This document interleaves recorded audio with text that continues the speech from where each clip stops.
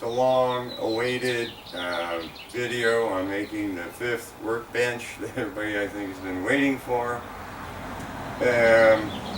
Doing that rearranged a lot of things in the shop, so I'll pull the camera off, just kind of take you guys on a tour here. Gonna be rocky. Let's see. Alright, release this guy. Alright, there we go. We're gonna flip this around, right? This way? Alright, alright, there's the new lathe. All nice and cleaned up with the nice brass handles and stuff on it. So that's really a nice area, and of course, yeah, the mill. And there's the original lathe that I got. And I couldn't let it go without a new brass apron handle and the spanner bolt in the saddle handle crank or whatever. So you can see the computer's gone. I moved it over to the electronics bench. Gives me a nice huge work area here. I'm loving it. Yay, Wall Street. The Feds finally raised the rate. Big, great deal. Cleaned out my dad's toolbox, which I'll show you in a bit, and this was a saw blade that was sitting in the back of it, so I'm trying to restore it. It's really an antique, and I think it came out of England. But and then the other bench here, a nice work area right across from the lathes and the mills, so I have a spot to do whatever I need and hold stuff. Then the new bench is over here. And here you can see the electronics area where I put my main computer and the monitor, and I'm really loving it because I got an actual chair to sit in, rest my arms and so on. I'm loving it.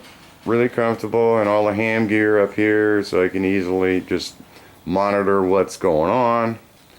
And then you guys wanted to see the new bench. Still not finished with the back of it, so I've just got C-clamps on there, but everything moved around, as you can see. Where I planned on putting the grinder buffer went on the end. Works great.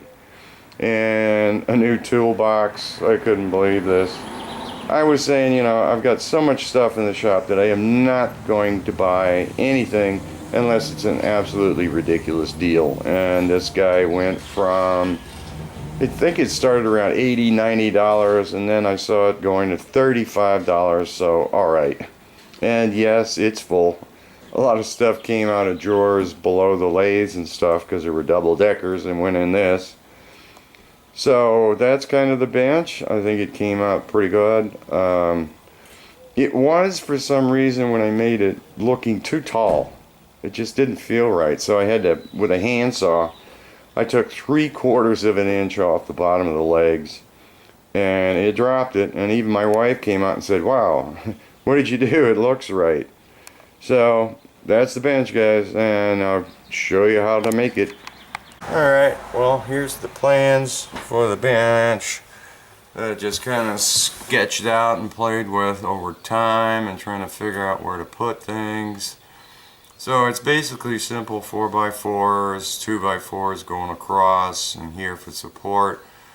A 3/4 top here, and probably a 3/4 shelf down here. 4x4s, I was thinking about making a little trough here, a shelf underneath, cover the back up, and then I can put paint cans and stuff in there. Was going to put screws in there, but I figure I'm just going to do some dados like this, where the 4x4 is cut out and the 2x4 is cut to go in. So there's a side view, which is here, so you can kind of see what I'm going to do. And this joint has to be really, really perfect and tight so that when you glue it, you don't need screws.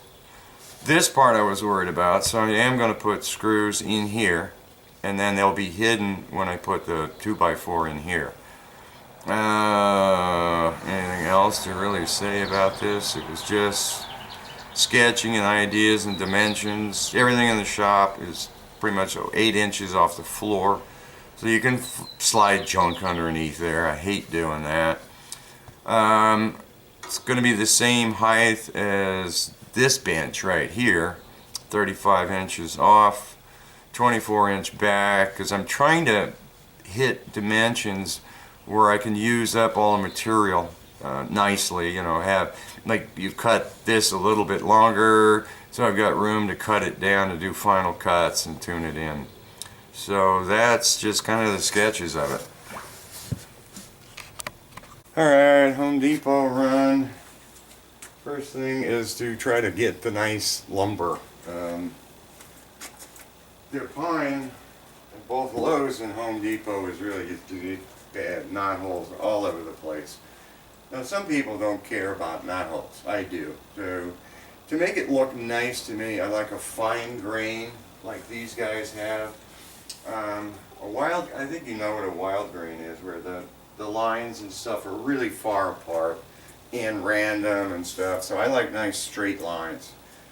And I couldn't really find anything in the pine or anything else, so I wound up in the redwood section, which is a few dollars more, but it's nicer wood too. It's easier to saw, it's really lightweight. So I was going to get 6 8-foot 2x4s, and wound up only they're down on the floor, wound up with really 4 nice 8-footers, which would be the top, the bottom, and the top bottom of the back. Went into the 6-foot section, figured I'm going to have some waste. So I was just kind of going through them, figuring, alright, you know, perfect section, marking them off, saying, okay, there's a knot hole here, so that's going to go in the trash. Same way here, there's a mark here, so that's a good section. That's going to go, yeah, that'll go in the middle, top or bottom, because you won't see that. I'll probably put that at the bottom, because I have a lot of really good pieces. So that's the first part, to me, of making a nice bench, is just getting good wood. Easy to work with, you know, you look, hold it up, line it up, make sure it's straight, it's not bowed in any which way, because then you'll have a problem later on. So these turned out, since they're dry, perfectly straight, beautiful wood. You pick up some wet stuff, and it's going to start bowing on you as it dries out. So that was step 1. Step 2 is going to be cutting them up. So here I'm just basically going to do a rough cut, trying to get everything, all the pieces that make up the bench, almost to size. I want them way oversized because I'm going to do some final cuts on them. So this guy, you know, 24 inches, I'm at 25. I can go higher than that, right? Yeah, because of where that's going to be. Well, I want to make sure we're at the 24-inch section here. Avoiding that knot hole. Oh, it's way down here. Alright, so this can come up quite a bit more. So I'll cut here, which will give me, it's only 2 foot deep. Actually, with the 4x4s, it's not, I don't even need 24. So that's 26. This is going to give me 26 also. Cutting it right here, and then a scrap piece. So let's make it. I gotta move the bridge down here, the fence on the table saw. There, move it down a little bit. And it's going to clear the saw blade. So I need to come in right about there. Alright, my square, flat, yeah. Uh-oh, what's happening here? Why is my table saw not working? Radial line not working. I cleaned it up. Something wrong. Building up speed. Looks like I need more maintenance on it than that. That's still not doing right. Alright, let me figure out what's wrong with this guy. Alright, we'll try that again. The plug was oxidized on the extension cord. The prongs, both on the saw and the extension cord. Like, wow. It tarnished big time.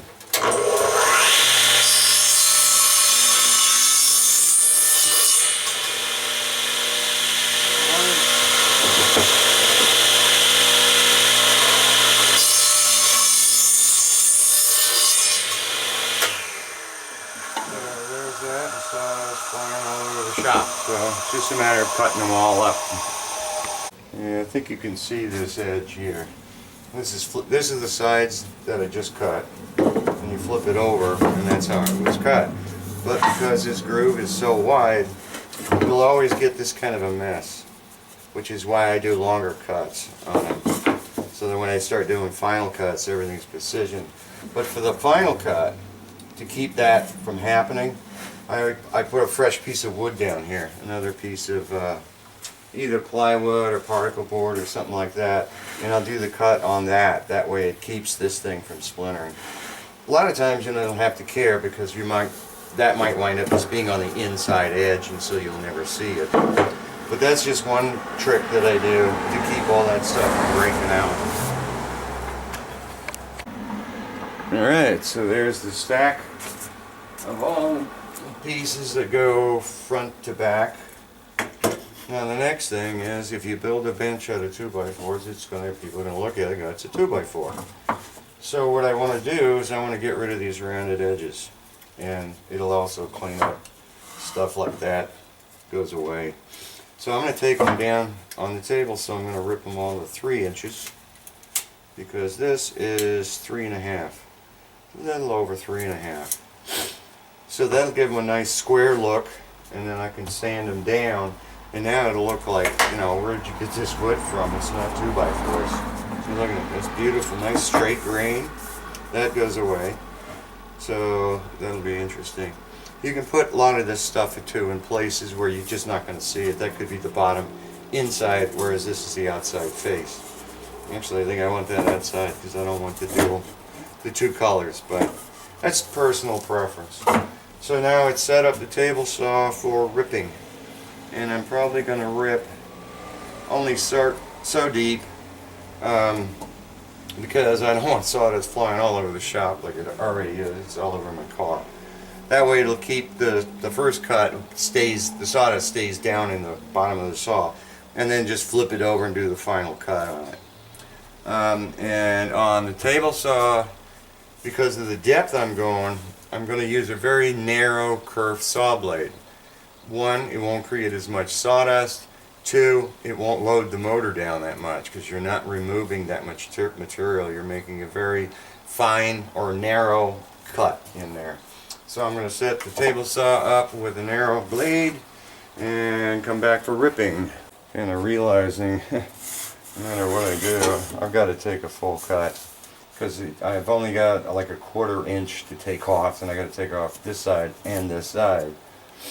So I might as well take the full cut, and sawdust is going to fly everywhere, but I'm just barely skimming it, hoping it's going to get rid of that. I don't want to go in too far.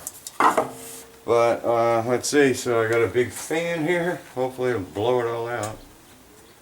Alright, the fan's gone. Here we go.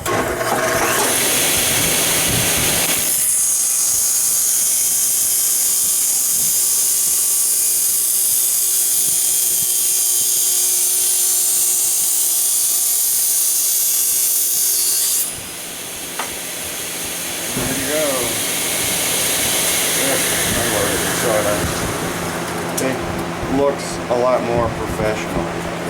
So that'll be hidden then on the inside someplace.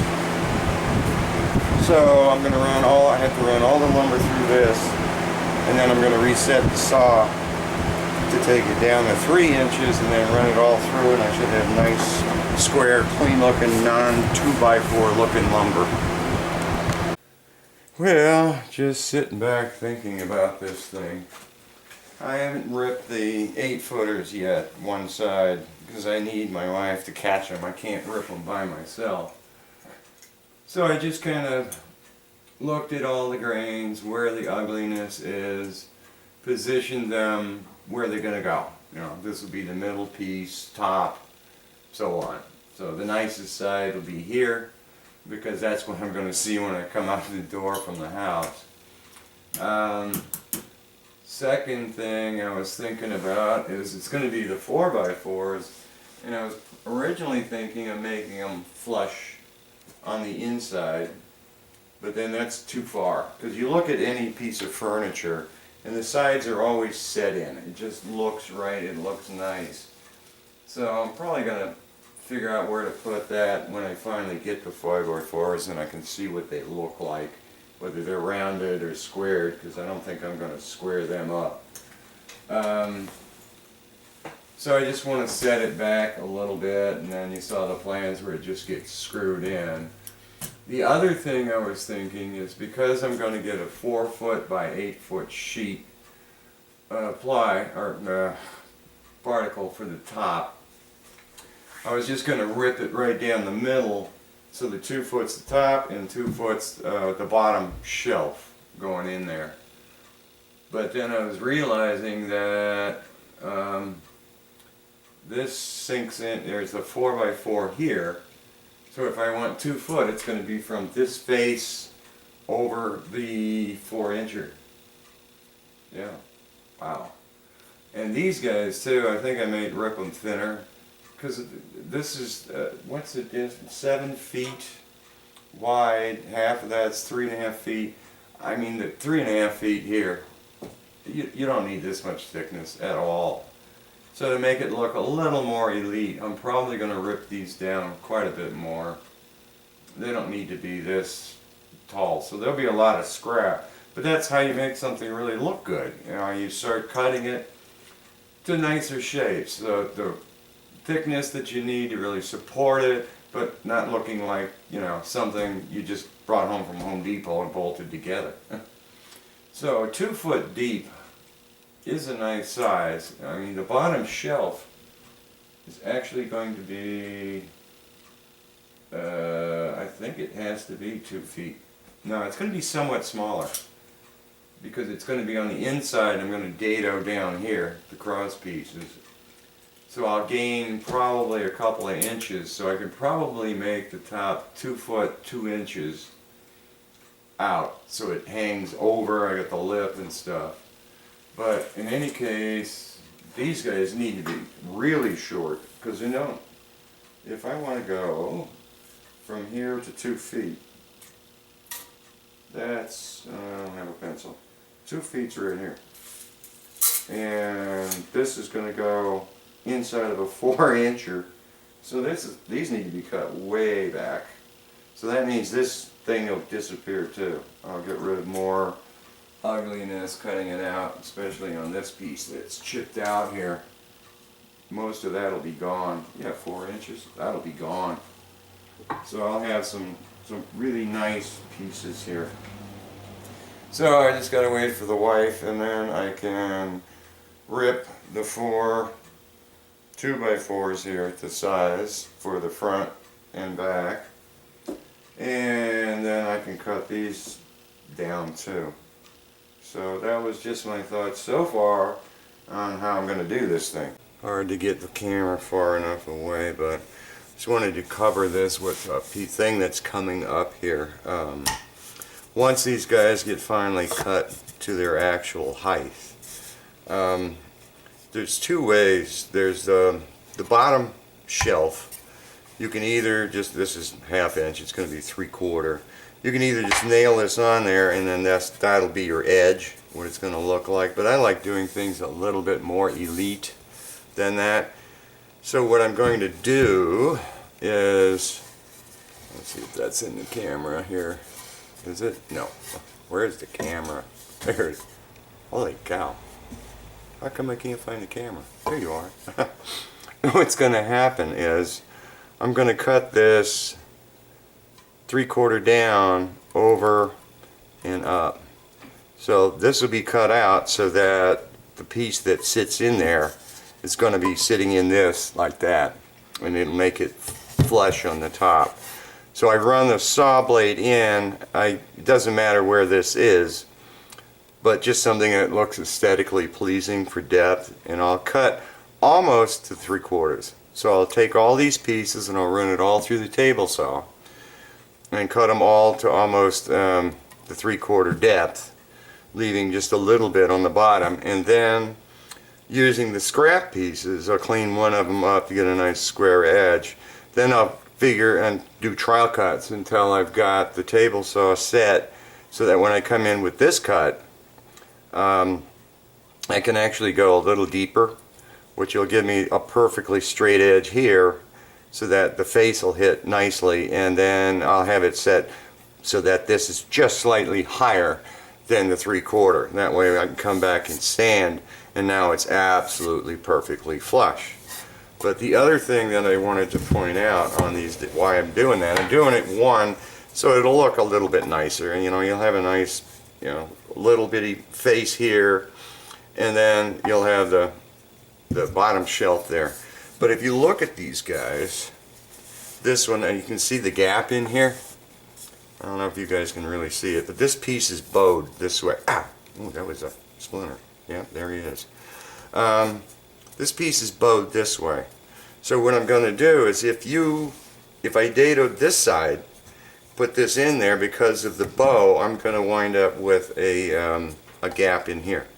So I'm going to make sure I mark and dado this side. That way when this goes in there, it's going to create a nice, this is a nice straight edge, which is going to push this middle out and put this thing straight. With the top pieces, it doesn't matter because you're not going to see it. I mean, the top just is going to have a lip overhanging, so you won't know anything. But the bottom shelf, to do it nicely, I've got to pay attention to where the bow is. And this one's really bowed pretty bad, but that's what you get for fence grade redwood 2x4s. You can't get perfect. So I just wanted to point that out, what's going to be coming up here shortly.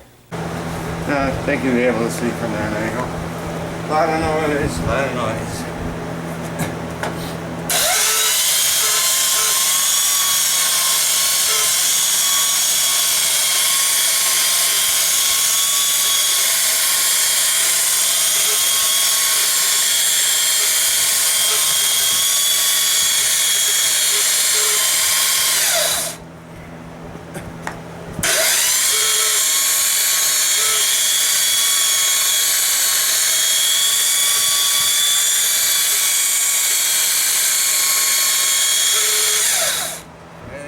Oil in my sander, but oh yeah, it says oil daily. Alright, let me oil it. Alright, finally got the 4x4s. They were a whole bunch of this stuff. Redwood was given to me by my neighbor a long time ago. And I stored it down in my daughter's garage, so I finally took the truck down, chainsawed, because they were like 15, 20-foot beams. It's your classic redwood. So there's the before. I just got to run them through the sander, and here's what they look like after. And they're nice and light because they're super dry redwood. But so I just got a lot of sanding to do. I just thought I'd shoot some of this. Got a fan going. Here to blow everything out of the shop. But if you really want to take, a lot of people have planers. Too much room. I don't have any room in the shop, so you just throw a sander at it.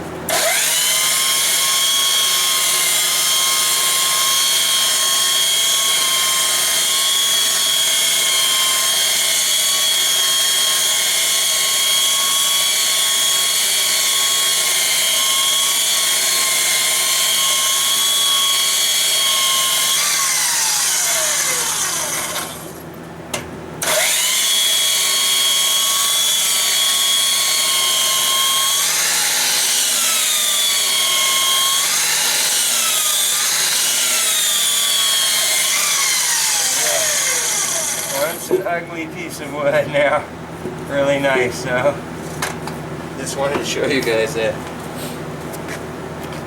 Alright, let's see if this saw can do it. Good blade, thin kerf. I want them all 35 inches. So line them up here. Come on, move. There, that's one. There's two. Hold them together, the line is way down here. There we go, I think that's on it. Yep, that's going to cut it fraction shorter, but it just needs to be approximately 35 inches.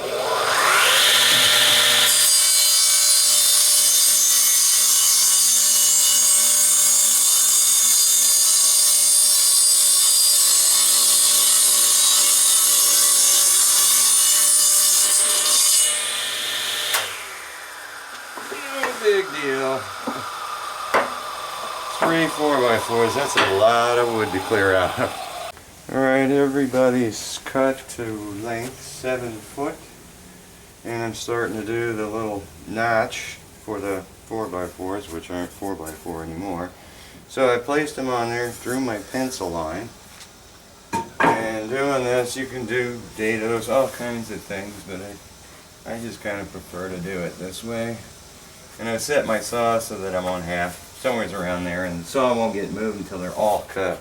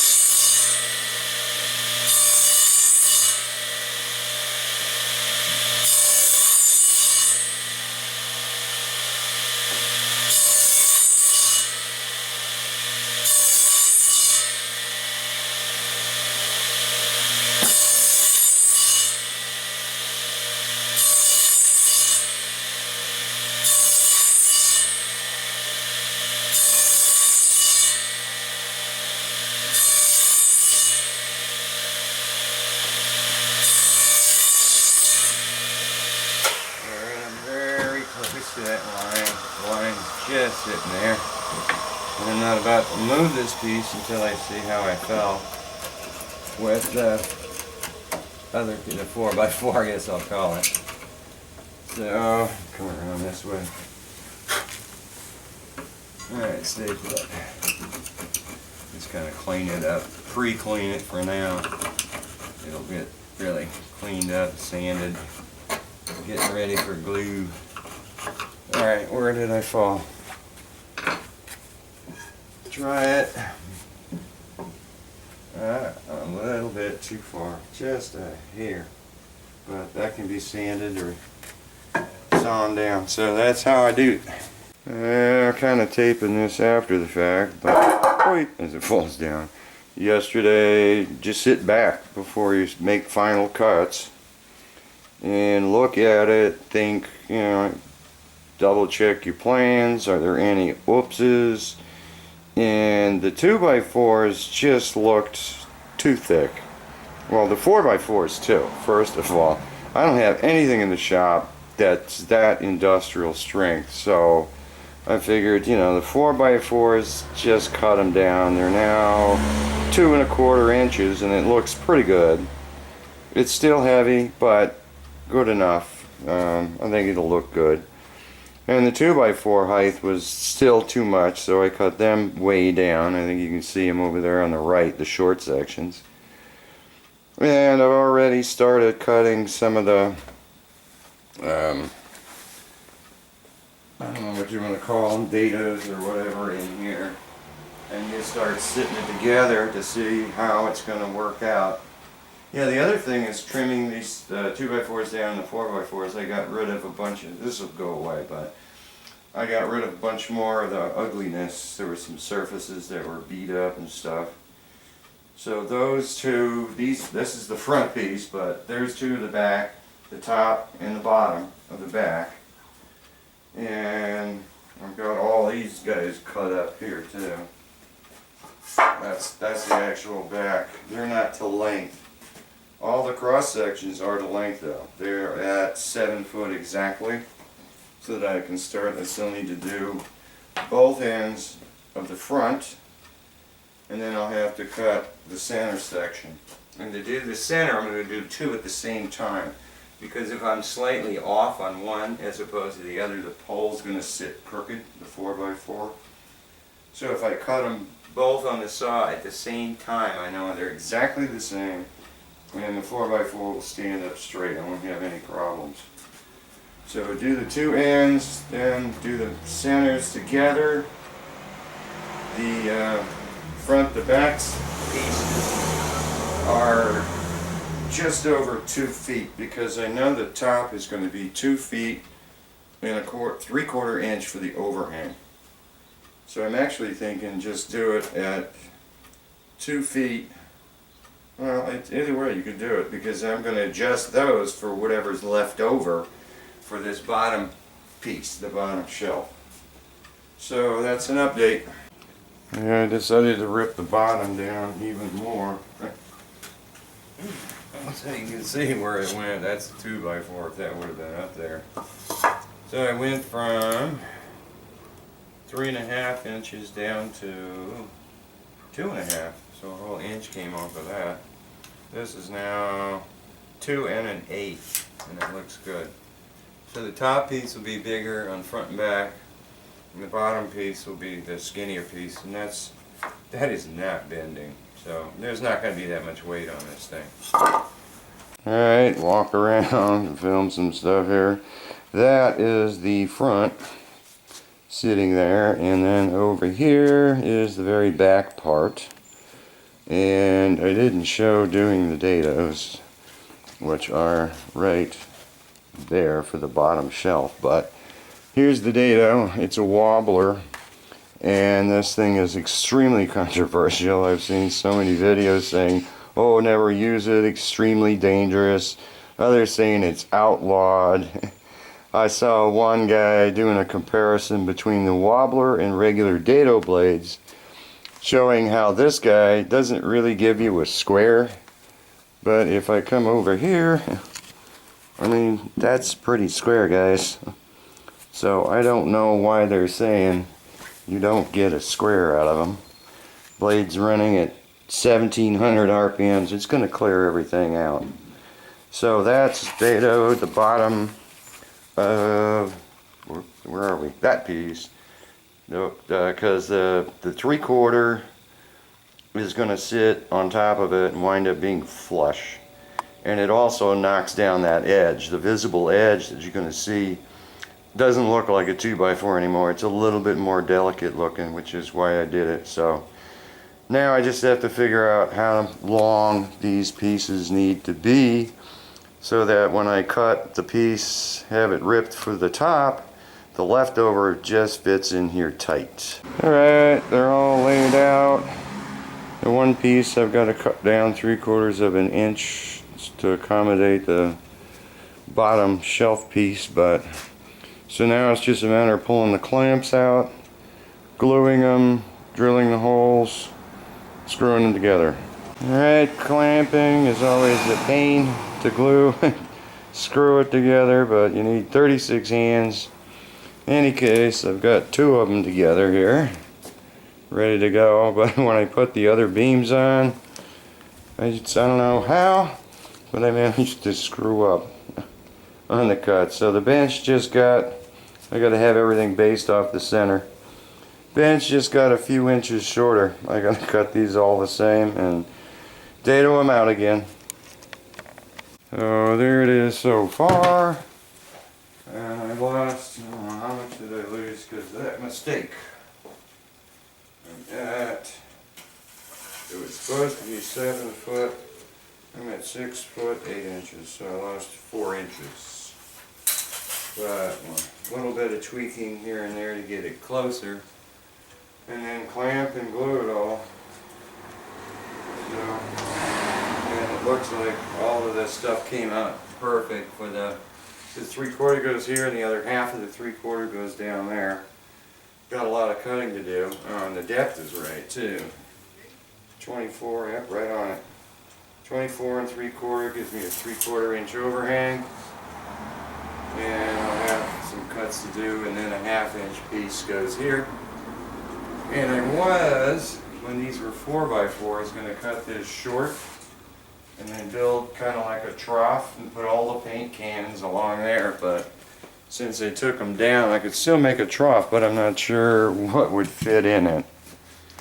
So, major part done.